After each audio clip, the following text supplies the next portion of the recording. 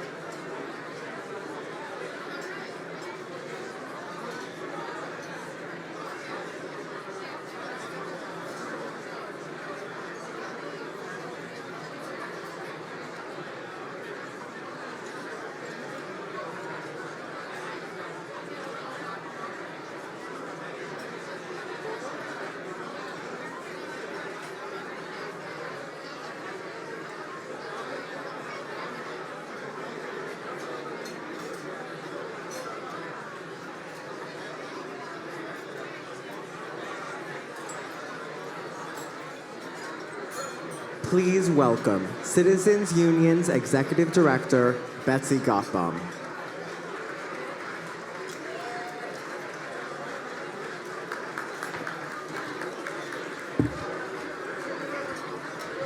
Hello, everybody. Please, quiet, please. Thank you very much. I promise you I'll be brief. My name is Betsy Gothbaum. Thank you. Thank you. Just about a year ago at this time, our wonderful chair of the board, Randy Mastro, announced that I would become executive director. It has been a year of learning, and I would be remiss if I did not acknowledge and thank the great staff and thank them for patiently enduring all those printed pages that replace the emails. And if you would just put your hands up, the staff, so that people can clap for all your great work. Thank you. I also have to thank all the board members who have endured some of the mess that comes out of my office, but I think that they're very patient and good, and I particularly want to acknowledge Alan Rothstein. Alan, I haven't seen you tonight, but you have been the absolute most patient, dear person that I know, and Judy Blitzer, of course, who is the doyenne of this evening, who does everything, and I want to thank them both. Many of you ask me, what is Citizens Union, really about? Well, there's a relatively simple answer. We encourage competent people to get into office, and two of them happen to be here tonight. My great friend Tom DiNapoli, the controller of the state of New York, and my new friend Richie Torres, a councilman. I haven't even said hello to him. And there are many former elected officials, including yours truly, who are here, but Randy will mention them. What is it that Citizens Union is about? Well, we advocate for election and campaign finance reform in New York State and New York City. By educating the public and lobbying officials, we hope to accomplish these reforms. You can see examples of this activity in our online newspaper, Gotham Gazette, which is one of the few local newspapers still in existence, and the Voter's Guide, which you will receive on your way out. We will have a new initiative, which is an extension of the Citizens Union Voter Participation Project. We will focus on young people as a group that do not get involved in civic affairs, and they do not vote. We need to find out why. We will examine what is taught about civics from elementary school through graduate school and beyond to discover why so few participate. We must then figure out how best to change that. We must emphasize that there's a double challenge in 2020. It's not just the election, it's the census, which is going to be one of the most important things, or is one of the most important things that will happen in 2020. The census doesn't only decide who our representatives will be. The census makes sure we get the right amount of social services, food stamps, Medicaid, that we deserve. We need to get everybody to sign up. This is an enormous task, but we are committed to make it happen at Citizens Union. We need your help and support. And now, let me introduce Hershey Felder, who is going to entertain you for a few minutes. Hershey is a composer and actor, and he is now performing on Broadway as Irving Berlin. Hershey?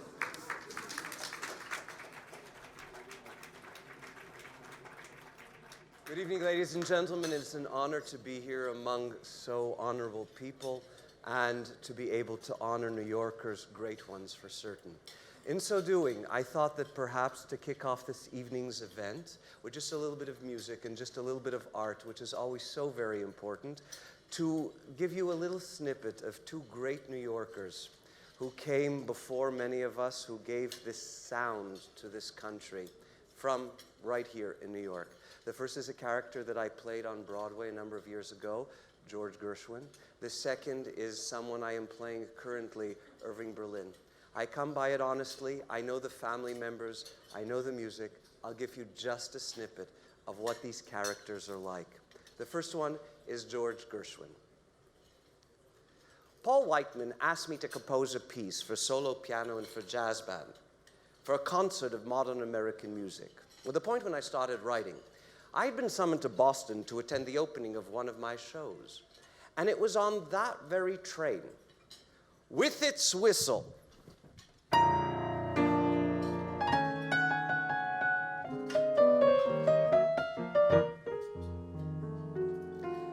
and the rattle-bang of the train tracks, the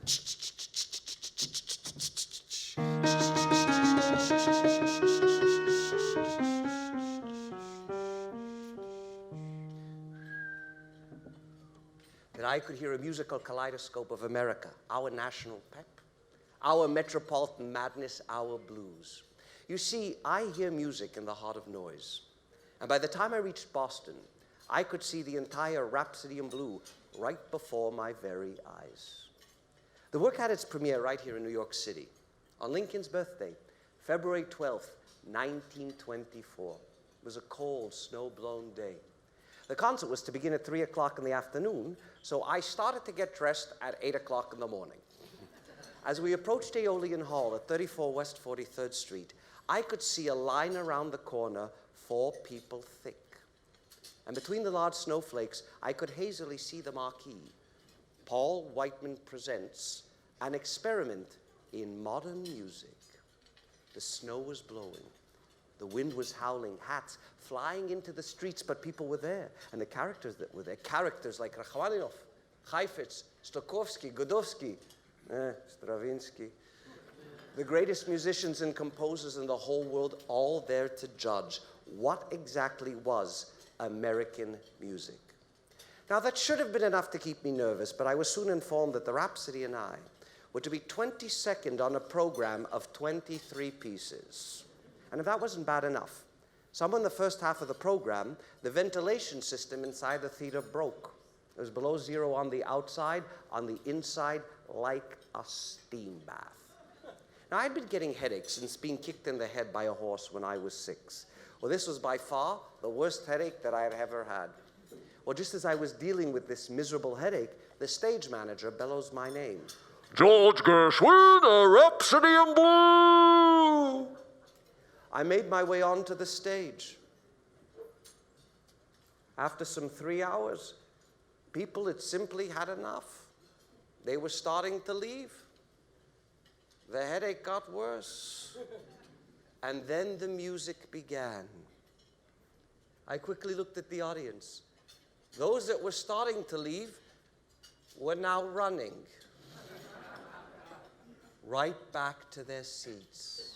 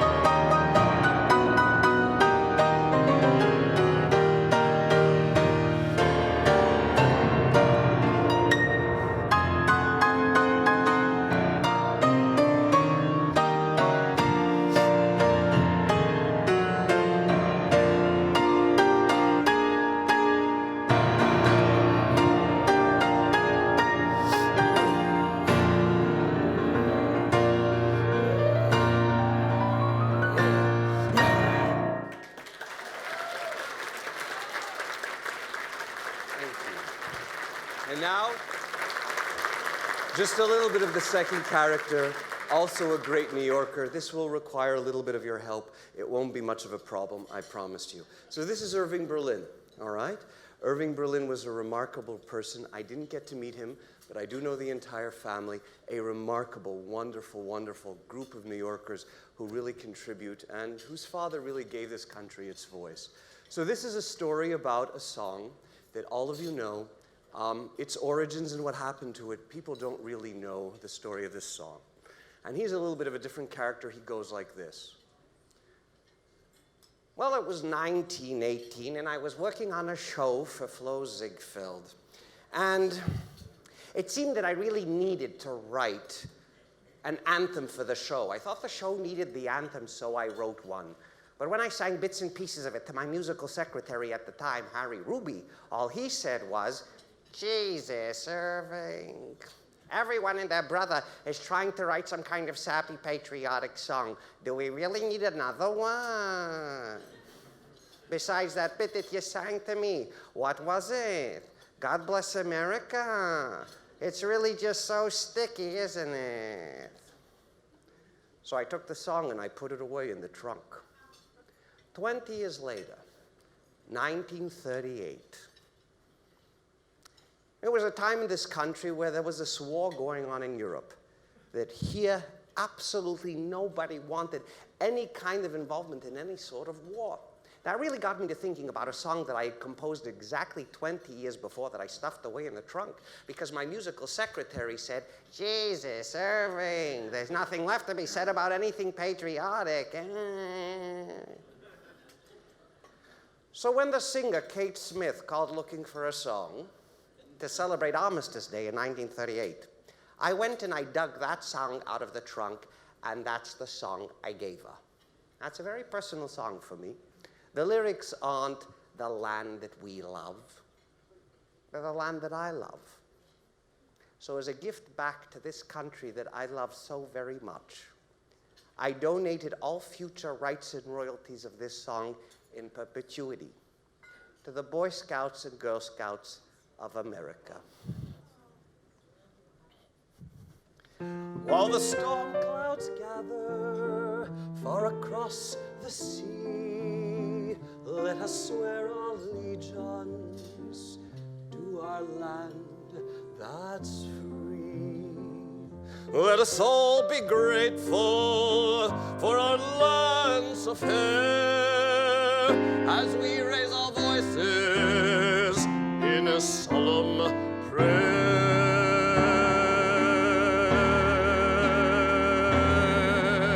And God, everyone, bless the land that I love.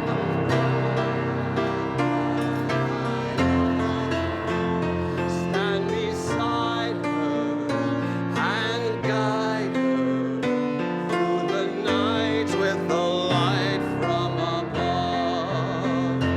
From the mountains to the prairies to the oceans white with foam.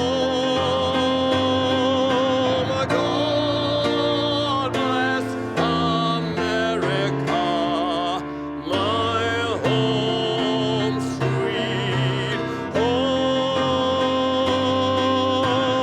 God bless America, my home, sweet home.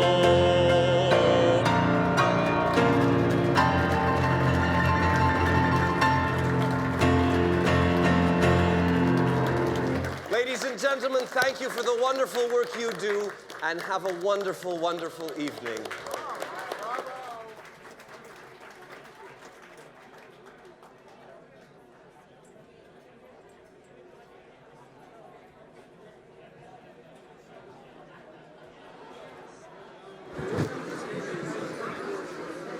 Ladies and gentlemen, I gotta follow that. Thank you. Let's hear it for Herschel one more time.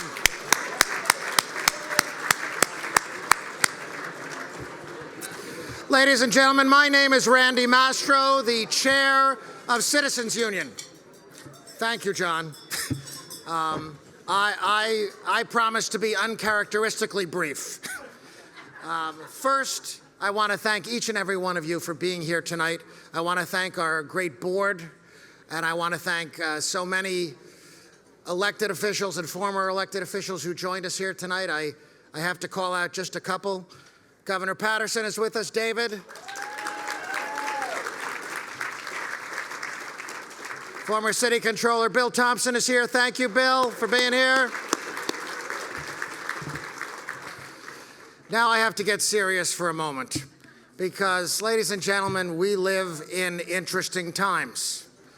In recent years, we've experienced here in New York scandal and corruption trials that have caused 4 of our 5 top state officials to leave or lose office. We have seen scandals rock City Hall in recent years. We live in the greatest city in the world. Don't we deserve the greatest government? But the issues that we face as a people don't end at our state's or city's borders.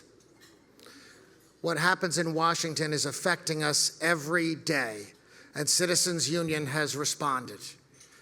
In the aftermath of Charlottesville, we felt compelled to speak up. When children were literally ripped from their mothers' arms at the borders, we felt compelled to speak up. And we will continue to feel compelled to speak up about national issues that have consequences right here in New York.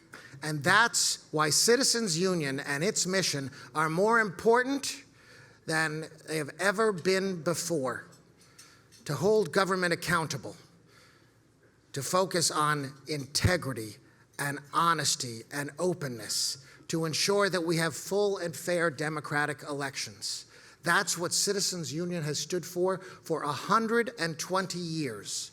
And has there ever been a more important time to care about those issues at every level of government?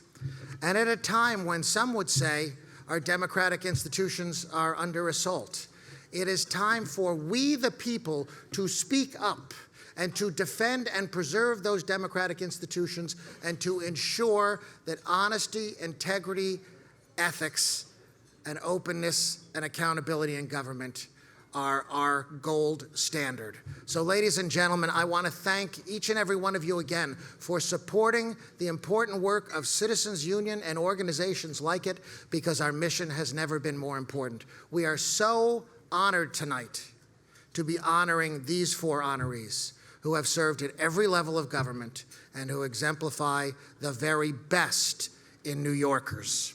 So I'm going to move on with the program and just say, God bless America, God bless Citizens Union, and all of you for supporting it. Thank you, thank you, thank you. Introducing Michael Dowling, one of Citizens Union's Gotham Greats. Well, Michael Dowling came to our health system almost 20 years ago. Michael is a down-to-earth individual who I don't think has changed whatsoever from his humble beginnings back in Ireland to becoming a CEO of what is now a $12 billion business. I was being recruited to join the health system, so I insisted that I meet this Michael Dowling. As soon as I met him and we finished that conversation, I knew this was somebody I would like working for. Unquestionably, his background influences who he is. His life story is just a fantastic story. After arriving in the job, we decided to take a couple of trips to Ireland. We did it initially to look at some of the Irish medical schools and get some ideas about this building of a new medical school. You know, learning about Ireland and learning about his personal history was really exciting. He demands a team approach. He demands that people leave their egos at the door and they work collaboratively. I think he can reach anyone. He is as respectful of the lowest tier workers that we have in our health system and gives them the same respect as the very top people. Michael is not just a CEO who sits up in an ivory tower. He's speaking with people, he speaks with his employees, he's always walking around, and he engenders such great loyalty. People will run through a wall for Michael Dowling. My friendship with Michael is probably as important as my working relationship with him. We've had a lot of good laughs and a lot of stresses trying to make the right decisions, and all of that has just been absolutely fantastic. So Michael, congratulations on receiving this award tonight. You've received many honors in your life, but I don't know anyone who is more deserving of being honored than you. Through the many years that we've worked together, I know a lot of special reasons why you should be getting these awards. As my friend, my boss, my working partner, I offer you my absolute congratulations.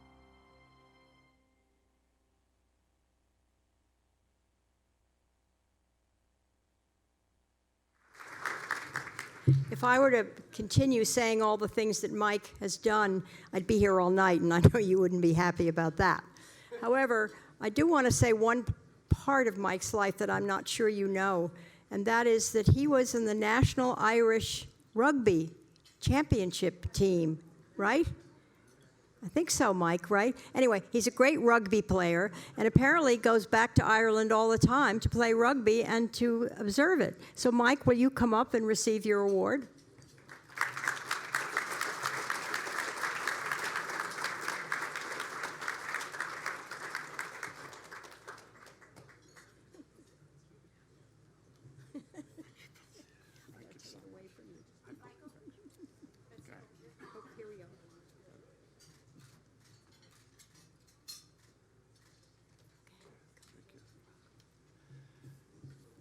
Thank you very, very much.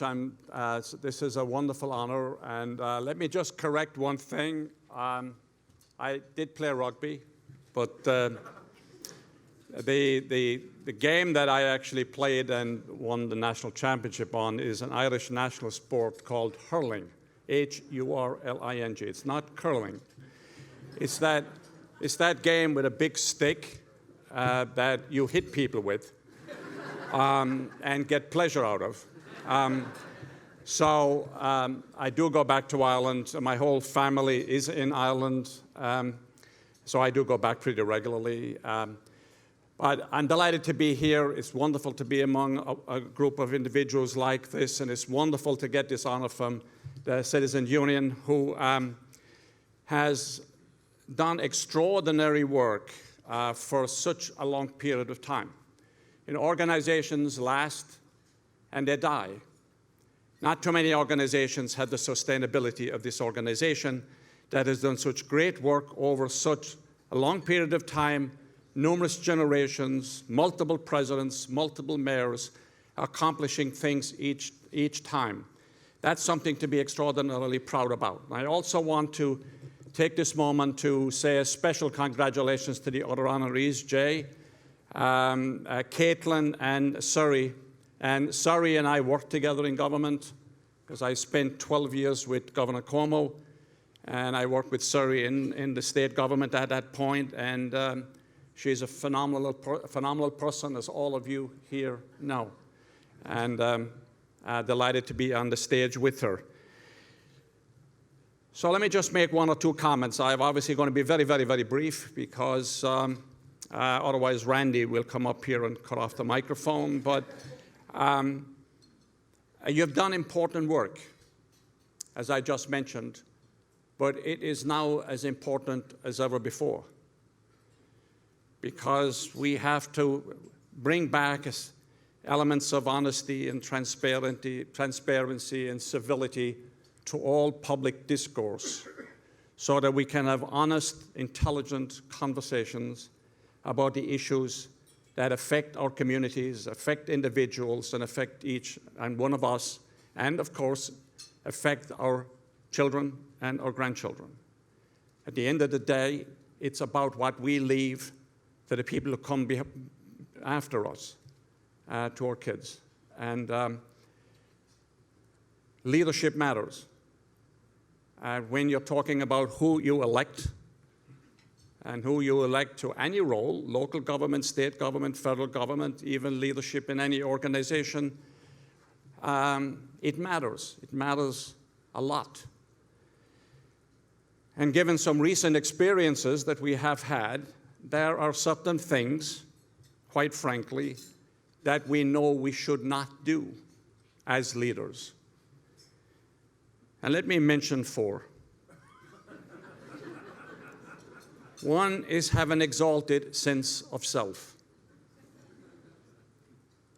We're all regular people doing regular jobs, helping as much as we possibly can, focusing on those as fortunate as us, and especially on those less fortunate.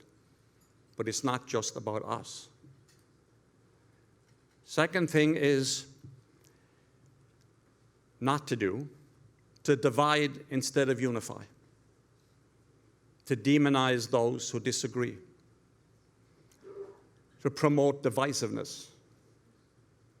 That's not what the Citizens Union ever did. That's what we got to instill in future leaders and in our kids never to do. Erode trust. Something else we should never do. Erode trust. Give oxygen to stereotype, to hate, to racism. That we should never do. And we should be willing to say we're sorry. And to be willing to say we are wrong when we're wrong. So we need to inspire, we need to motivate, we need to embrace diversity. We need to be aware of our own biases and our ideological blinders.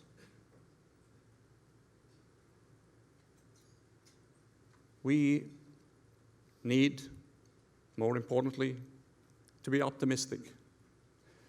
The Citizens Union, and you all know this very, very well, it's been around for 120 plus years.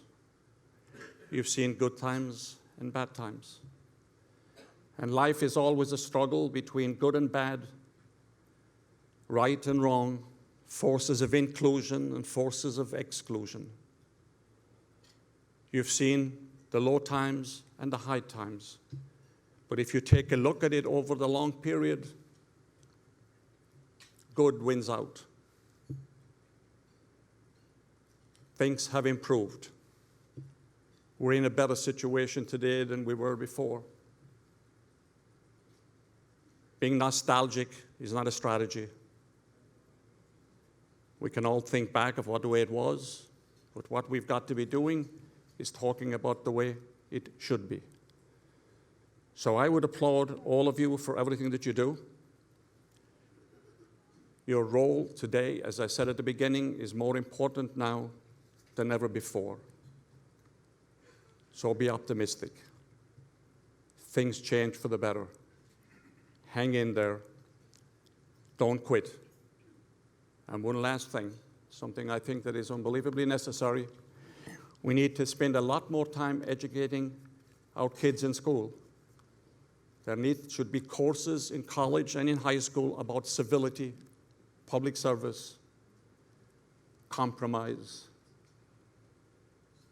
optimism, how to get things done, and how to move agendas, however difficult the issue is, to move the agenda forward. So it's my pleasure to be here. I thank you all for everything that you do. I thank Citizens Union for this great privilege, and I'm delighted to be on stage with such other great honorees. So thank you very, very much.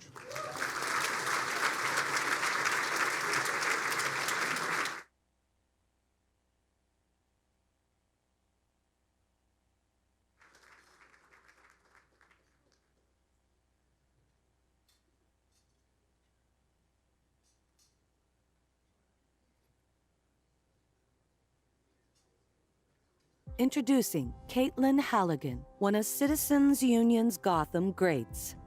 I first met Caitlyn in a serious way over breakfast in Greenwich Village, talking about the possibility of her to come back into public service and work at the Manhattan DA's office. I first met Caitlyn actually many years ago at a baby shower of a mutual friend. and we were both working at completely different places. But I remember thinking then, that's someone I want to know. For my entire time at Gibson Dunn, I've worked with Caitlyn. And she's one of the reasons I came to Gibson Dunn. She's, a woman and fabulous. And I thought, if she is here, I will be just fine. She's very direct. At the same time, she's very personable. Well, I think many of the skills that she acquired in the public sector translate readily to the private sector. Caitlyn had a long experience in government service as Solicitor General of the state of New York. Also, during that time period, argued cases before the Supreme Court. She is one of the most respected appellate lawyers, period. She is an impressive advocate. People are impressed when they work with her face to face. She is able to convince people about what she thinks should happen. She's a great mom. We spend a lot of time talking about our teenage daughters, who we're both very, I think, proud of, and I think that's just another dimension to who she is. Caitlyn, one of the best decisions, maybe the best decision I made when I became DA, was to seek you out and to convince you to come and join the Manhattan DA's office. I felt privileged and lucky to have been your colleague for those 4 years and your friend ever since. You have done so much for all of us, women, New Yorkers, and our country, and you deserve this.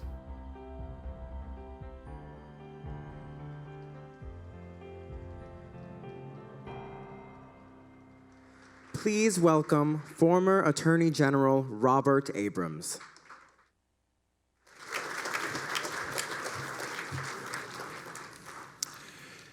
Caitlyn Halligan, quality and class from the get-go. Caitlyn graduated from Princeton, got her bachelor's degree there. She went to Georgetown Law School, graduated magna cum laude, managing editor of the Law Review. After that, she clerked for Judge Patricia Wald of the Federal Circuit Court of Appeals, the D.C. Circuit. And then she clerked for Stephen Breyer, Justice of the United States Supreme Court. She began her service in the Attorney General's office when being asked to become the first bureau chief in the history of that office dealing with issues relating to the internet. A new source of problems, a positive source that helps people all over the country, all over the state and the country and the world, but also a new source of potential consumer fraud, issues relating to trading online, issues relating to privacy, and Caitlyn was asked to devise policy and strategy dealing with this variety of issues that were emerging, as well as an enforcement component to the work of the Attorney General's office. She did her work so well that she was promoted to the position of Assistant Solicitor General. She did her work so well that she was further promoted to become the Solicitor General of the state of New York. And as such, supervising the work of 45 incredible men and women of tremendous talent who work in the Attorney General's office, who write briefs and argue cases in the appellate courts of the state and the federal government. After her governmental service, she became a partner at Gibson Dunn, and she teaches as an adjunct, as a lecturer at Columbia Law School and at Harvard Law School. And on top of that, she finds time to still do pro bono work. A star of the First Order, a class act, somebody that Citizens Union is honored to honor this evening. Welcome Caitlyn Halligan to the stage.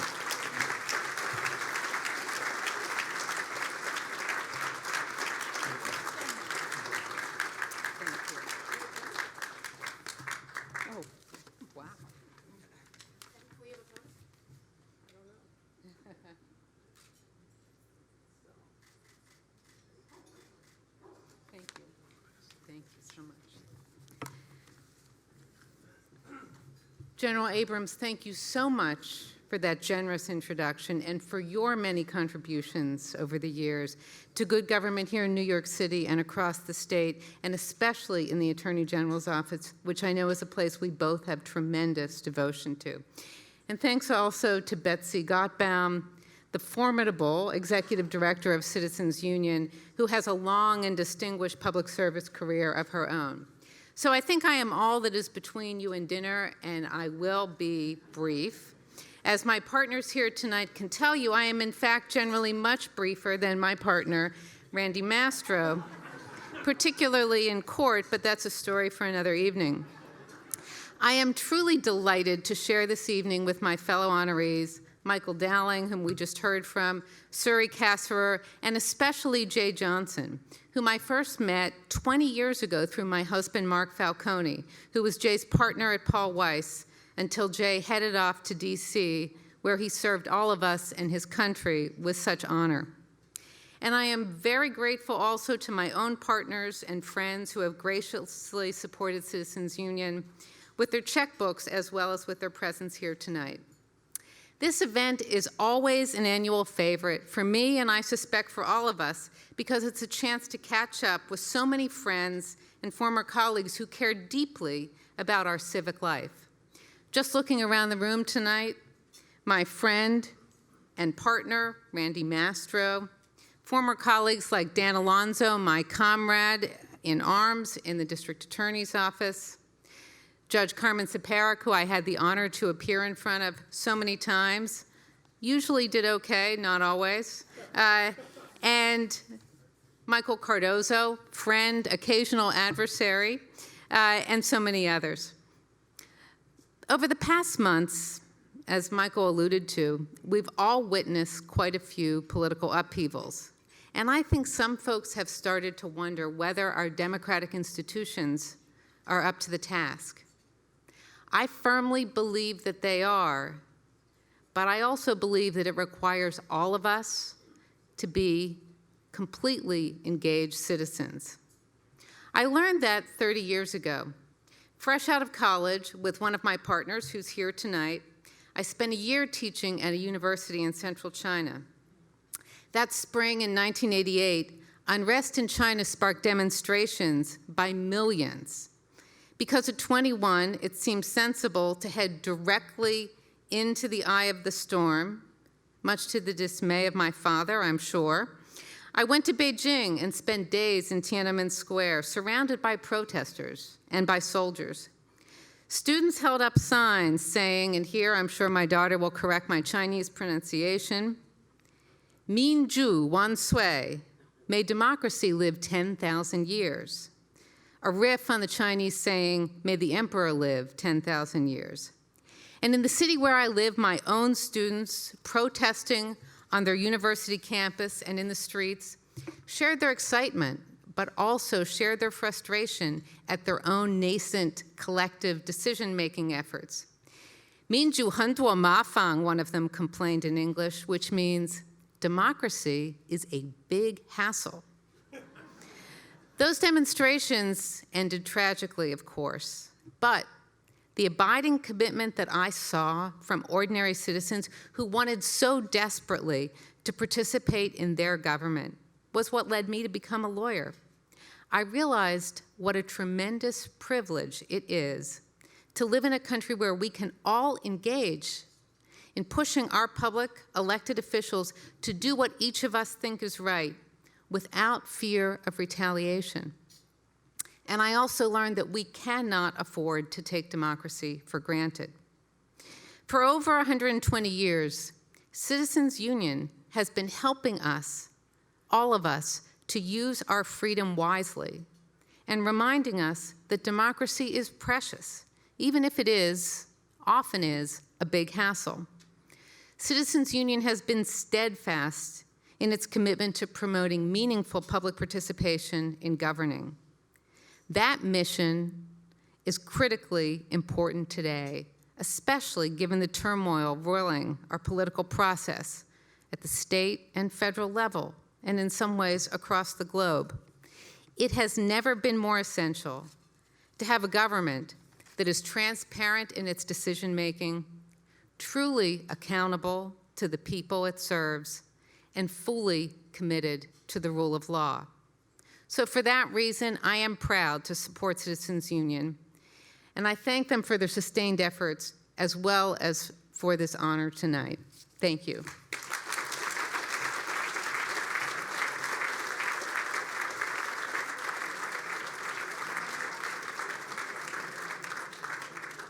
Please welcome Citizens Union Dinner Chair Judy Rappaport Blitzer.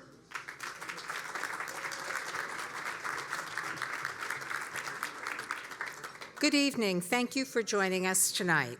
With your support, Citizens Union has raised over $830,000 tonight. These funds will help Citizens Union strengthen our democracy and improve our city and state, and we all know how necessary that is. This wonderful result and tonight's celebratory dinner are the result of hard work by many, many people. I'd like to particularly recognize tonight's presenting sponsor, Gibson Dunn, of course our chair, Randy Mastro, many of his partners who are here tonight, and others. In addition to the very generous financial support they've provided tonight, they provide support all year, from pro bono legal services, as well as hosting our meetings, events, and many other things for us.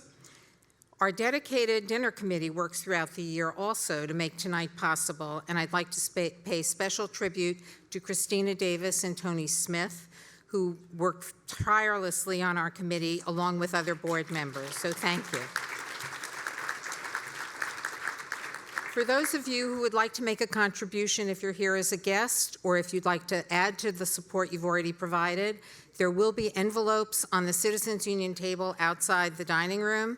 So we would love to reach $900,000, and I would encourage any and all of you to please pick up an envelope, which can be given to our staff if you'd like to provide extra support. It will go to our many efforts to boost voter turnout, improve access to the polls, public education and outreach, and our great online newspaper, the Gotham Gazette, which I know many of you receive in your email every morning. The envelopes, again, can be given to our staff. Please enjoy your meal. We'll be back with the rest of our program after dinner. Thank you.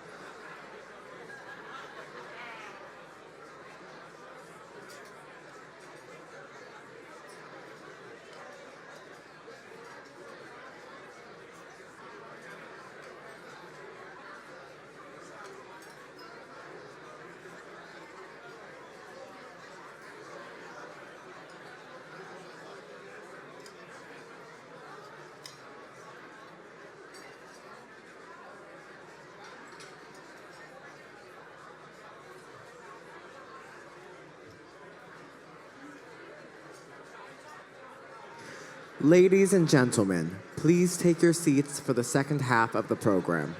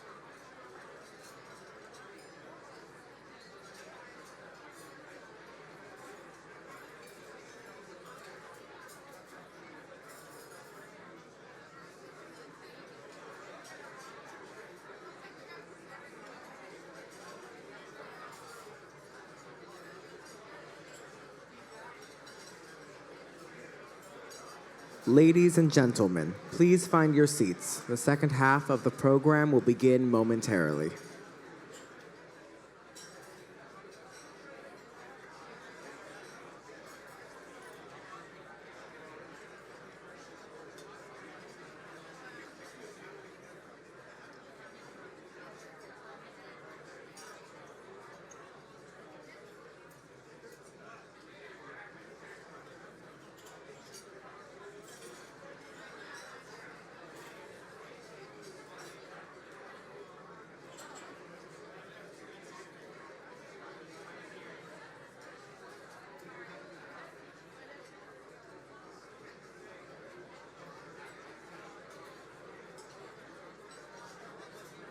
Introducing Suri Kasirer, one of Citizens Union's Gotham Greats. I do remember the first time I met Suri. It was in a restaurant called City Hall downtown. So many people said, "You don't know Suri?" And it was happening over and over again as Suri's business took off. There was a certain authenticity and generosity of spirit that you pick up when you meet Suri for the first time and every time thereafter. It was probably in 2000. I was running for controller the next year, and I really wanted her to work with me. What's amazing about Suri is whether she's solving problems, interfacing with government officials, or dealing with new clients, you have a sense of Suri's commitment level that is fierce, and it's fierce in a kind of a lioness way. If you look at the business that she's in now, it's a sense of integrity, working on behalf of her clients, but at the same point, not trying to push things that are bad for the city of New York. She's a great woman. She embodies so much of the characteristics that as a working mom, I like to think that I aspire to. Words like honesty, integrity, efficiency, effectiveness, clarity, and loyalty. It's something to behold because she doesn't sacrifice the quality of time with her children. She is that way not only at home, but in the office and in all of her dealings. Suri and Bruce are a great couple. No matter what, you're watching them talk about, camp and camp arrangements. Business may be important, but that gets pushed off to the side for your family. We shouldn't overlook the fact that she happens to also be fabulous in the way that she presents herself, and so her fashion sensibilities are right up there with the many, many things I admire about Suri, and that's anecdotal only because that's how she lives her life. So, Suri, I want to say that I'm honored and privileged to be here to congratulate you for this honor tonight. You are one of New Yorkers' great Gothamists. Congratulations, my friend. A well-deserved honor tonight. Congratulations, Mom. We love you.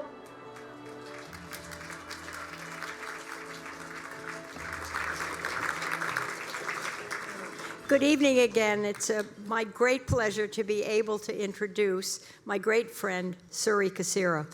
Now, Suri, the thing that nobody has said anything about is, one, you are a great friend. You are such a great friend that we can call you on the weekends, at night, 5 o'clock in the morning when you're in the gym, and you respond. Most of all, though, I don't know that you know that Suri, I think, represents about 37 not-for-profit organizations. And that's an amazing statistic, I think, for one of the most powerful women in New York. So, Suri, come on up here.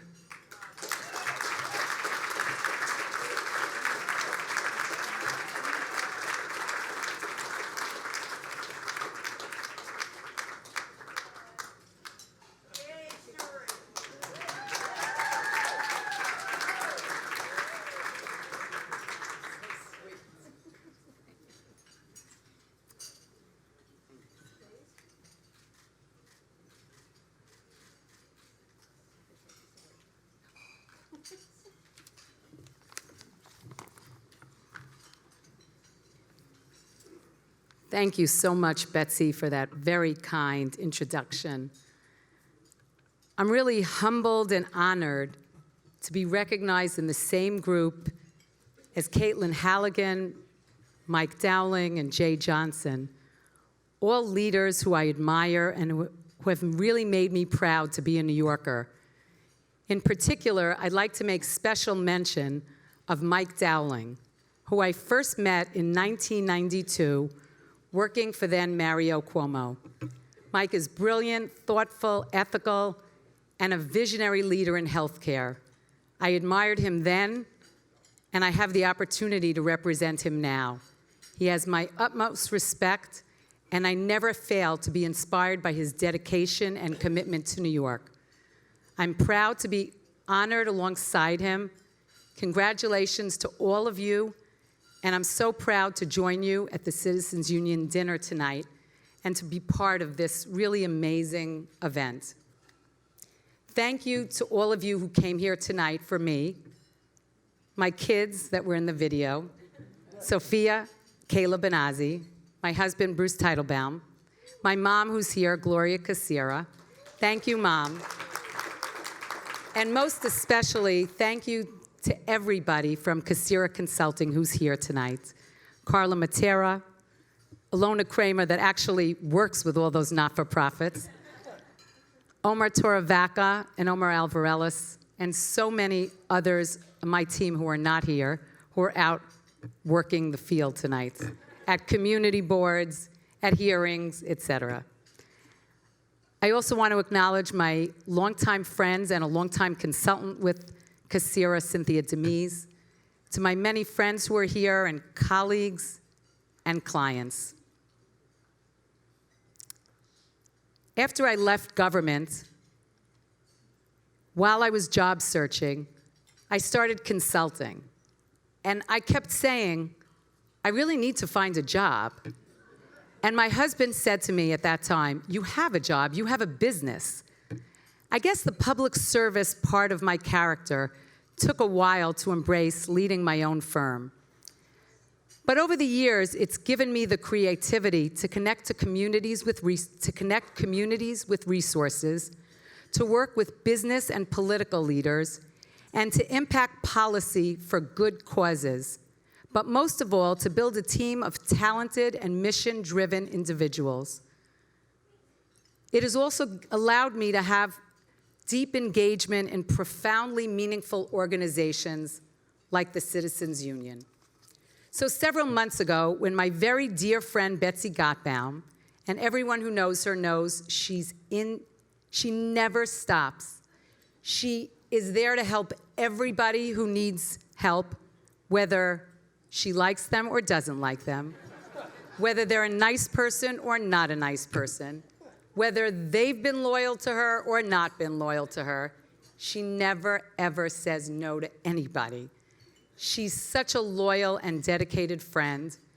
So when she called me and said, I need to get together with you, I said, about what? I mean, why can't we just talk on the phone?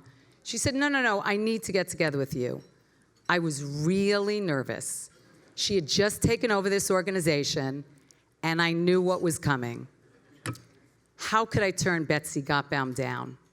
How does anybody say no to Betsy Gothbaum? Well, nobody actually says no to Betsy Gothbaum. So here I am.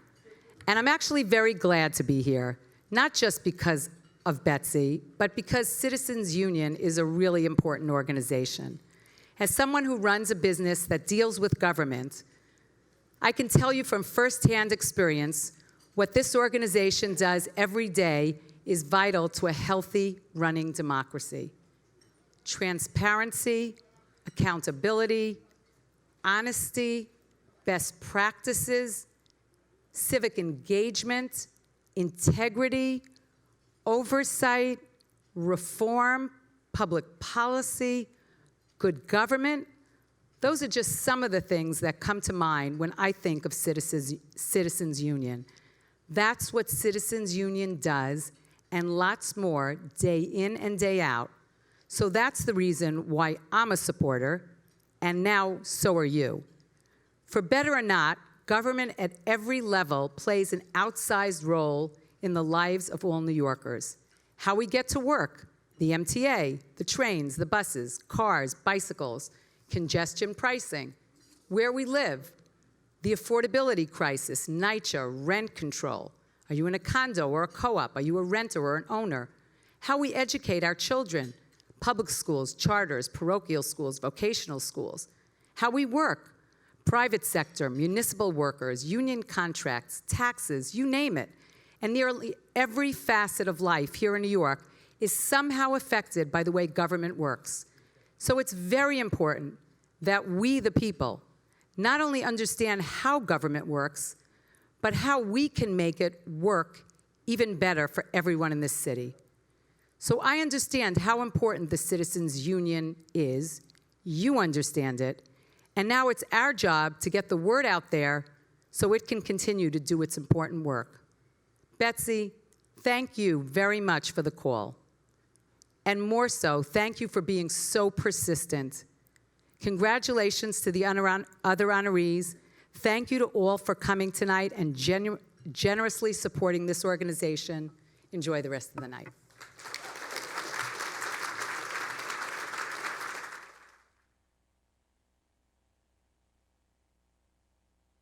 Introducing Secretary Johnson, one of Citizens Union's Gotham Greats.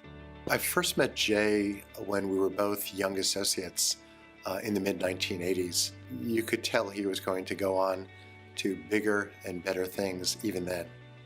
I first met Jay when we served together as assistant U.S. attorneys in the United States Attorney's Office in the Southern District of New York. Jay is not only deeply committed to service of country, to service of his community, but to the people around him and to his friends. I had great respect for Secretary Johnson when I went to DHS, and he proved to be an outstanding leader. His approach was clear direction, but also giving people freedom to operate. He was a demanding boss, as he should be, but he gave me and others freedom to fulfill their function. When I met Jay for the first time, that I had been briefed on his background, I fully appreciated why he had been named Secretary of Homeland Security. He was the ideal man at the right time, in the right place, in the right job. Often when I'm asked to make a difficult choice, I think about what would Jay do, or I'll consult Jay. He really is a lodestar for doing what is right. I was very impressed with his intimacy of knowledge of the threats that New York, the country, were facing. Every time that Jay went off to serve in government, I felt better about our country. He brings people together. He engages other people in the mission, and that means he gets things done. We could not have asked for a better partner in the issues that we had to face together. He was the patriot. He was nonpartisan. He just wanted to get the job done and understood to get the job done best required seamless collaboration, and that's what we had. I have appreciated the warmth and affection that I have seen him show to his friends and to his family, especially his wife, who I've gotten to know at their home, and over the course of the years I've been privileged to be Jay's colleague. He wanted to get multiple perspectives, multiple points of view to find the best possible outcome and road to travel. Besides being very professional in the office, Secretary Johnson would share with us his love of music. One of his favorite moments was seeing Aretha Franklin at the White House perform. Jay, thank you for that call out of the blue, inviting me to come and work for you in Washington, D.C. at the Department of Homeland Security. I know what a great award this is, and I know that you, among many, many people in the city, are most deserving of it. I had the good fortune to share with you for 3 years that dedication and that service. I have admired you and respected you and looked up to you for guidance and wisdom for more than 3 decades. And I hope to continue to look to you for wisdom and guidance for decades to come. Congratulations.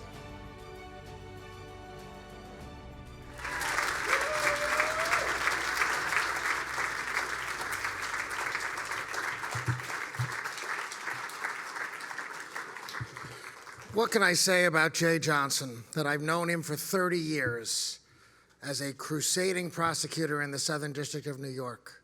Later, as the General Counsel of the Defense Department, where he engineered the legal strategy and advice that led to counterterrorism activities in the Obama administration and ultimately the repeal of Don't Ask, Don't Tell.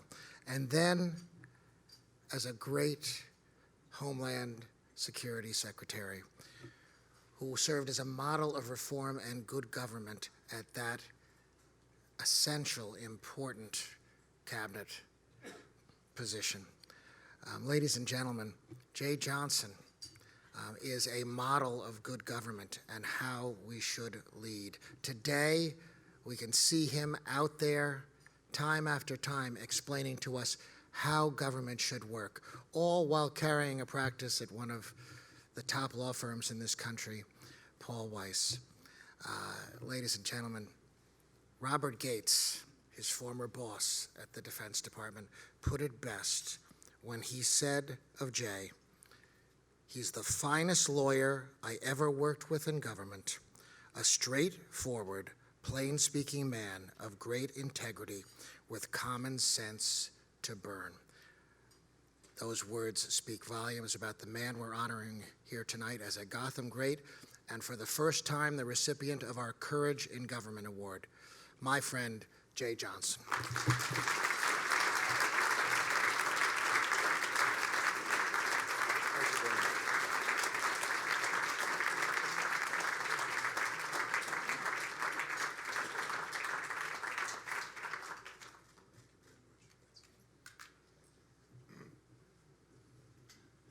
Betsy Gothbaum, Randy Mastro, thank you very much. Randy is correct. We were young assistant U.S. attorneys together almost 30 years ago with, frankly, an illustrious crowd hired by Rudy Giuliani, Randy Mastro, Dan Nardello back there. Dan now runs a company with his name on it. So what's wrong with you and me, you know? People like Louis Freeh, Jim Comey, Ken Weinstein, Fran Townsend, a number of people who are now judges went on to be U.S. attorneys themselves. It was a great time, and it was, frankly, the best public service job I've ever had. I want to thank Citizens Union for bestowing this great honor on me. I want to thank my co-chairs, the people who answered the call, my friends, to help support and sponsor this evening. Let me begin with someone who I got to know only recently in 2014, but who quickly became a great partner in Homeland Security, public safety. He is, in many respects, himself a public servant.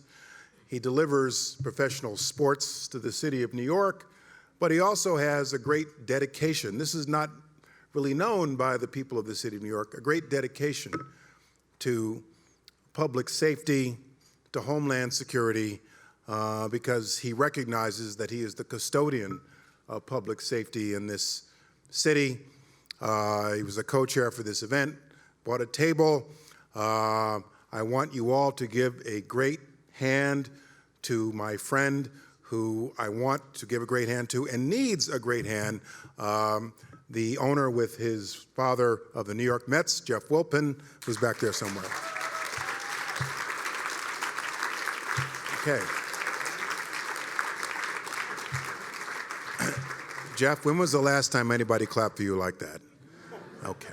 I also want to give a shout out to two long-standing clients of mine and of the law firm of Paul Weiss, who I got to know when I was a young lawyer, really over 25 years ago, longer than I've been married, longer than my kids have been alive. John Levin, his wife Betty, Tom Lee, who is here also at my table. These are two gentlemen who, as many of you know, are among the wealthiest people in New York, but who became clients and friends of mine and Susan when I was, a small fish, a guppy, a small fry, and kind of took me under their wing and became good friends and champions of me and my career. Please give a hand to John Levin and Thomas Lee. Thank you.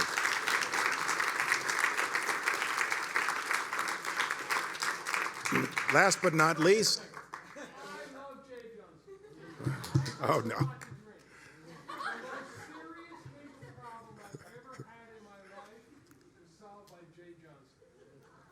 Thank you.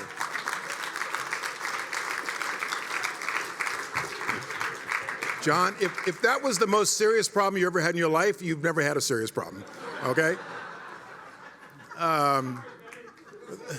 Congratulations for leading such a clean life. And last but not least, you saw him on the video, chairman of Paul Weiss, my law firm, my private professional practice home, Paul Weiss. We've got a table here, lots of enthusiastic Paul Weiss lawyers here this evening. Give them a big hand. They're very busy. They don't get out much. My former colleagues from the Department of Homeland Security who are here, Paul Rosen, my former chief of staff, Marcia Catrone, our press spokesman, give them a hand, and my own family. My wife, Susan, who has been my partner, my spouse for almost 25 years, my enabler, my champion, who has enabled much of my career, and I'm literally married the girl next door in Wappingers Falls, New York. I've known my wife for over 50 years, if you can believe it. We got married in 1994, March 1994, and Susan has been a terrific spouse and a terrific partner. I could not ask for a better wife. Someone who was not here, who I wish could be here. My son, both my kids, make me immensely proud. My son cannot be here because he is serving our nation in uniform as an ensign in the United States Coast Guard. And my daughter, Natalie, who is here, many of you met her tonight, who is serving the nation in her own way, in her own respect, by working as a junior production assistant at MSNBC.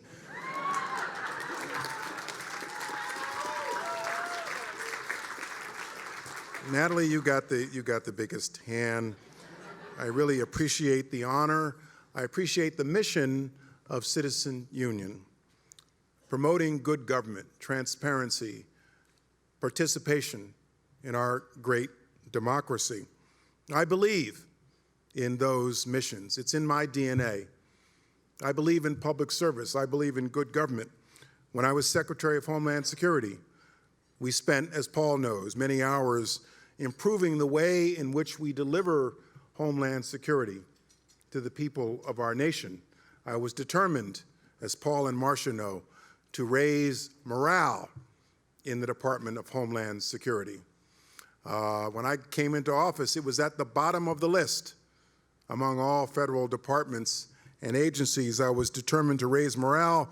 In 2015, I said I would do it if it killed me, and it almost did.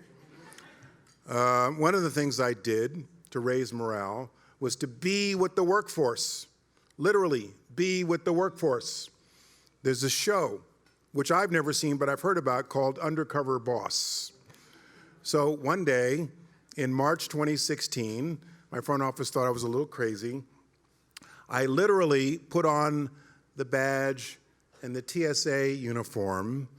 TSA is part of Homeland Security, and went to BWI and worked the line and passed the bins for passengers to dump their stuff in, have a nice flight, yeah. And for an afternoon, I was a TSO. I was a TSA officer, screening the passengers, welcoming them through, and for an entire afternoon, no one recognized me. No one. Not even the other TSA officers recognized me. Finally, I saw an elderly couple go through the line. The wife was in a wheelchair. They were putting their stuff back together. She was getting back in her wheelchair after they went through security, and I couldn't resist anymore. And I went over to this couple, and they were senior citizens, and I said, "Hi, I'm Jay Johnson. Do you know who I am?" And the wife said, "Yes, you're Jay Johnson. You just told me who you are." And I said, "No. You see this patch on my arm? I actually run this entire agency." And I'm not making this up. The lady looked at me and she said, "Well, that's very nice, young man. Congratulations on your promotion. Shouldn't you have an office at this point?" So when I was in office, not many people recognized me.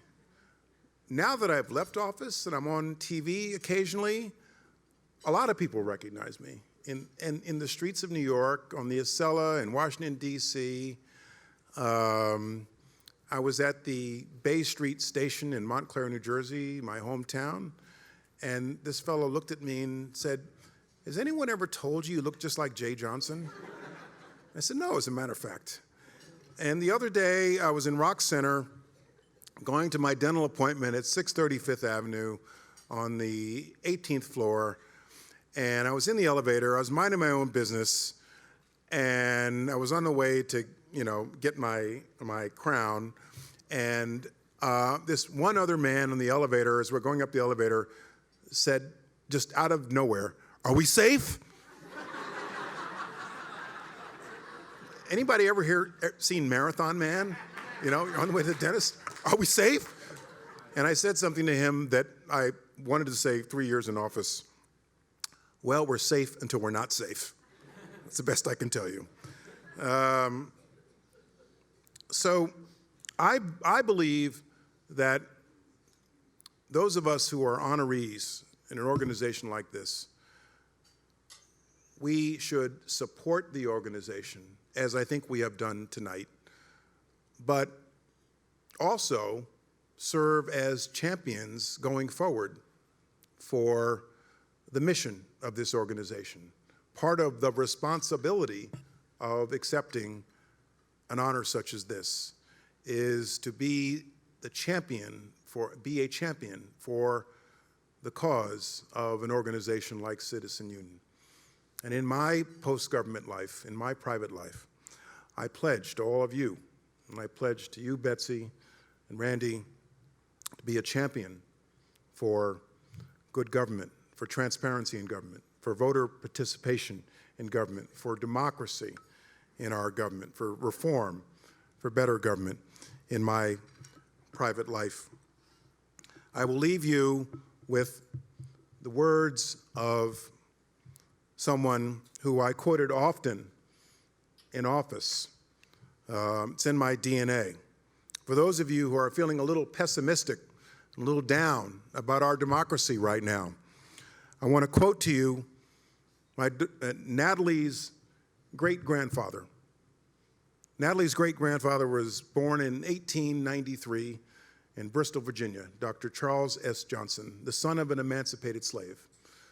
Went on to get a college education, a PhD, was a noted sociologist, and wrote a lot in the late 40s and early 50s about civil rights and the plight of the American Negro in the South. In the late 40s, 1950s, as a black man with a PhD, writing about civil rights and civil liberties, you were inevitably suspected of being a member of the Communist Party. So my own grandfather, in 1949, was called to testify before the House Un-American Activities Committee to deny he was a member of the Communist Party.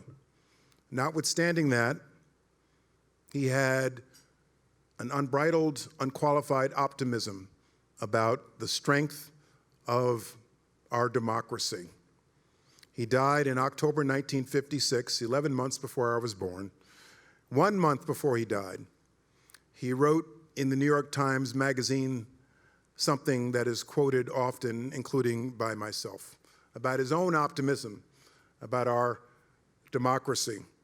This is a man who died a second-class citizen in fact and in law in the segregated South, never to see his own grandson become Secretary of Homeland Security, and all the other things that have happened since 1956, who said about the plight of the American Negro in the segregated South, there is no despair, there is no hopelessness, there is no fear in our situation. Faith in our democracy and the ultimate code of our nation is always greater than the impulse to despair, quote unquote. I leave you with those thoughts. I congratulate my co-honorees, Caitlyn and others, and I thank Citizens Union for the great work you do. Thank you.